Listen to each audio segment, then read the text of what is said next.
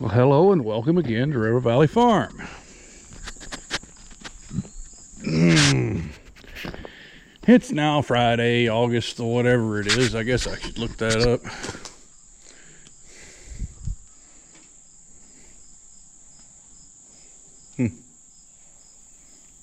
August 7th.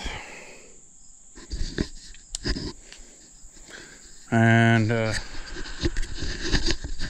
I asked yesterday what you guys wanted me to rake hay with. It's time to rake hay. Nobody answered me. So I guess I'll have to pick one. Choices I offered were that, the 1950 Farmall C, that, the 65 140, or that, the 38 F20. That would be too much work. The Cub, I would have to take the, at this point in time anyway, it'd be too much work. I'd have to take the sickle mower off, which is a job. The 48C, no, definite no on that one, because that's a half a day job getting those plows on and off of there. And then the last time I went to go rake hay, I ended up using the 140 and the B back there. The fan hub bearings went out and I haven't changed them yet. So, let me decide, I guess, which one I want to use.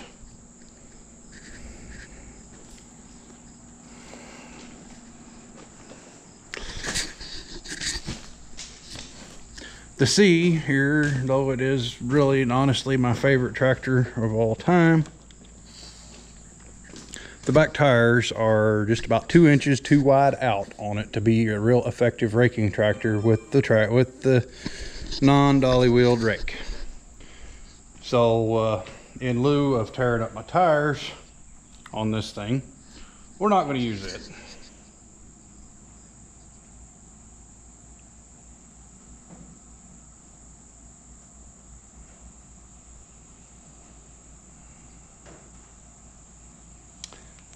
So yes, I'm not going to use that one because I don't feel like tearing lugs off my tires, catching them on the neck of that rake. The 140, well, I didn't use it last time I raked hay, and of the ones I've used so far this year, it's probably the favorite. And this old girl, well, it's had its good stretch for the year, so I guess we're down to that one over there. I might get this one out again, do something with it, but I don't want to abuse it too much because, you know, well, you know what, it's not abusing it to rake hay, but I don't want to use it too much because I don't want to cause a whole lot of wear to the thing, really. So I guess we're down to the 140, which is a fine thing to use. So that's what we're going to do.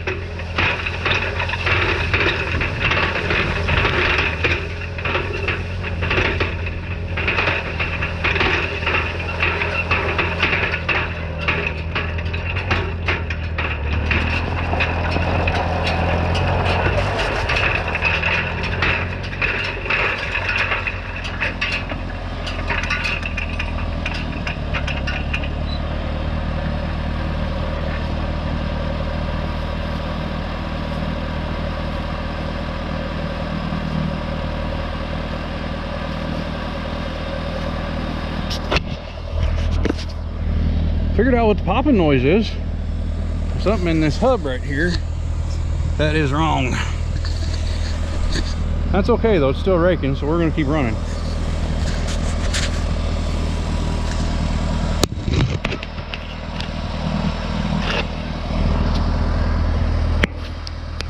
Let's see. Where can I put you guys that you haven't been before? Maybe right there.